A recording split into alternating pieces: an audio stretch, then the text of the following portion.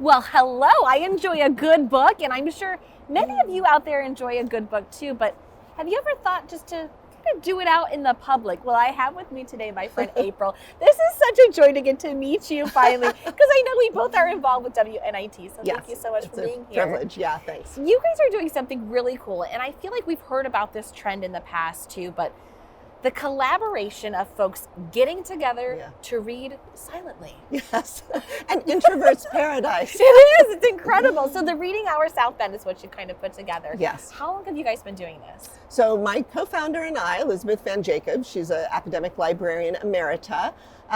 Both of us were really struck 2 years ago, so this is the start of our third year, by a post by writer Rebecca Solnit. So she's a kind of social justice writer that I encourage people to read, super interesting. And she had a post reminiscing about a place in Portland, a hotel in Portland where, 20 years or so, they hosted a silent reading hour. Yeah. So, and she remembered it so fondly as a place where you would just show up, nobody spoke, everybody understood that people were just they going to understood read. the assignment. They did. And there they even had there was a little tea bar there, I guess. And if you wanted to order tea, you would slide your what you wanted, your little order on a piece of paper to maintain the silence. And she just talked about the community, the sense of camaraderie, and also the bliss of not having too much asked of you. So this came to us as something of interest, in part because we were still really coming out of COVID. I feel like we still are healing from that time. Still recovering. And so I made a little I shared Rebecca Solnit's post, and just a stream of people. I did this on Facebook, and all these people were saying, "Oh my God, I would love to do this. Let's do this." And I have friends all the time who say something like that. Like, let's get a group together and just go do nothing together.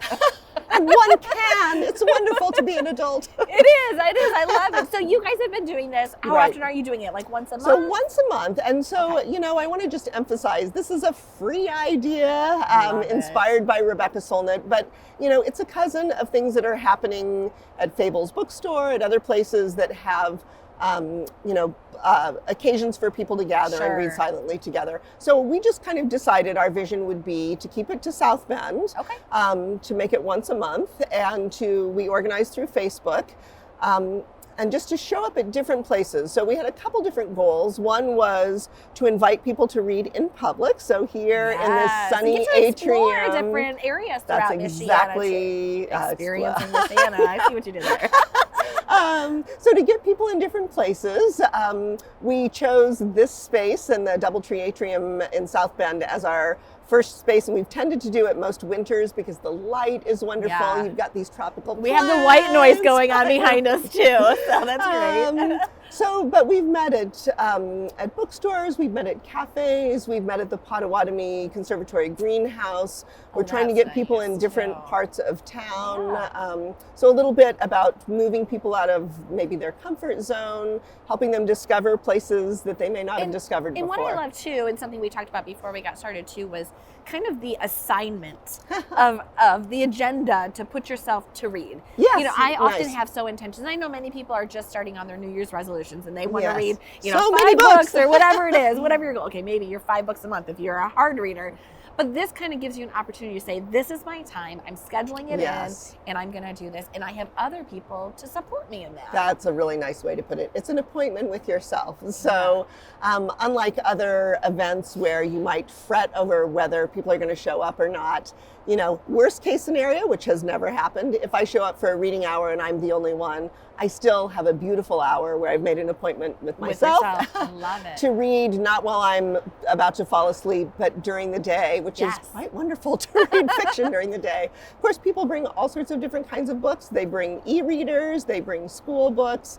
It's all ages. Audiobooks. I'm an audiobook reader too. Absolutely. So just sit there and listen, zone out. Yes. I love it. There's so few places really where people of all ages can get together. Sometimes I just look up, and people really do understand the assignment. They show up, they might smile, they sit down, and they read. Which is such a different dynamic as opposed to a book club. Yes, where you have to say, I didn't actually read the book. I'm here for the wine. This is be honest. Yeah, or that there might be some competitive, like, oh, you thought that. Well, I didn't think that. Right. This right. is just you and your time. world, I love that with so the much. pleasure of company. So the only other, this was Elizabeth's idea that I really love. The only other kind of activity that we do is we never take pictures of people. I think Okay. we honor people's privacy, but we do take pictures of the book covers that people are reading, and then we that's share fun. that on our Facebook page afterwards to say, like, what were we reading at the DoubleTree?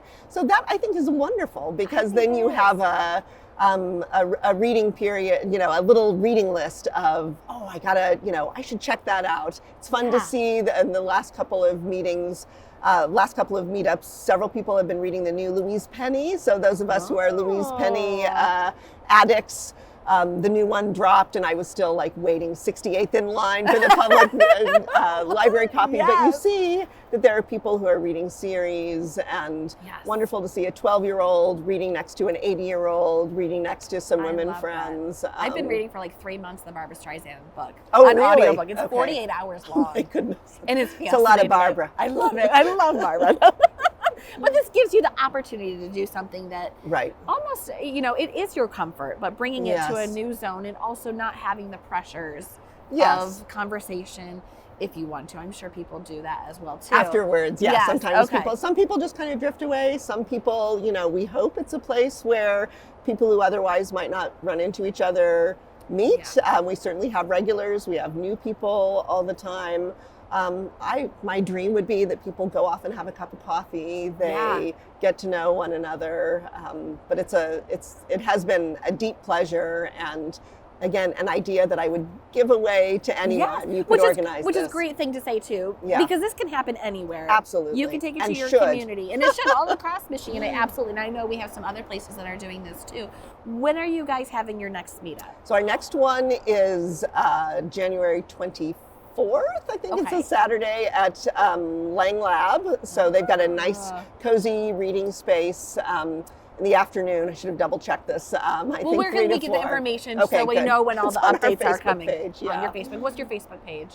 It's called Reading Hour South Bend. I love it. And it is a group, so you do have to join, just because we don't want trolls in there. So there's 4 little, you know, we ask you to say who your favorite author is and your favorite book, just so we I have can to ask you, manage it. because you're already doing dinner and a book. Yes. I like to read. You do love to read. So tell me, what are some of your favorite authors or favorite stories?